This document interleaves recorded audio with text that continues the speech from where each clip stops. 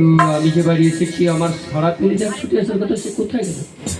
ও মা, মা মা গো, হ্যাঁ আমি একটা কথা জিজ্ঞেস করো মা।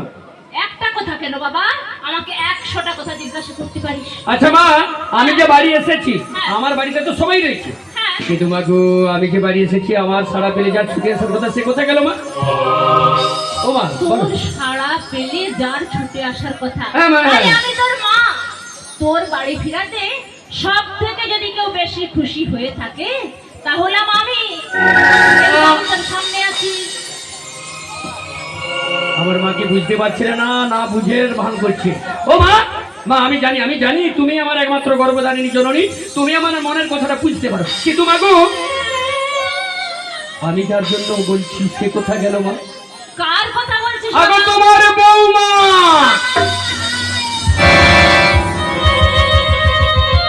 ও মা, মা, মা গো,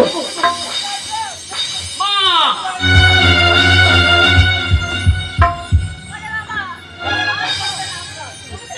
বৌমার কথা আর বলিস নি বাবা। কেন মা? বৌমাকে তো বাঘে খেয়ে গেছে রে। কি বলো মা? তোমার বৌমাকে বাঘে খেয়ে গেছে? না না না, এটা আমার বিশ্বাস হচ্ছে না মা। মা সত্য করে বলো না ও মা, সত্য করে বলো না।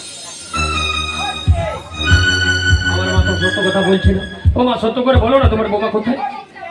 আমি কি মিথ্যা বলেছি? আমার মনে হচ্ছে মিথ্যে কথা। কি বলেছি বলতো বাবা? বাঘে খেয়ে গেছে। কি? সুন্দরবনে বাঘ নেই, হ্যাঁ এখানে নাকি বাঘে খেয়ে যায়। সেই জন্য আমি ভাবছি যে তোমার বৌমাকে বাঘে খেতে পারি না। নারী না, বৌমা বাবার বাড়ি গেছে, বাবার বাড়ি। মানে এই বলছো বাঘে খেয়ে গেছে, এই বলছো বাবার বাড়ি গেছে, তাহলে তোমার কোনটা ধরবো মা? ও মা সত্য করে বলো না তোমার বৌমা কোথায়? সত্য কথাই তো বলছি। শোনো মা, জননী হইয়া যদি কহ মিথ্যা কথা তবে তো খাইবে লাগো তব পুত্রের মাথা। না না সুজন না, শিখেছি কি করলি বাবা?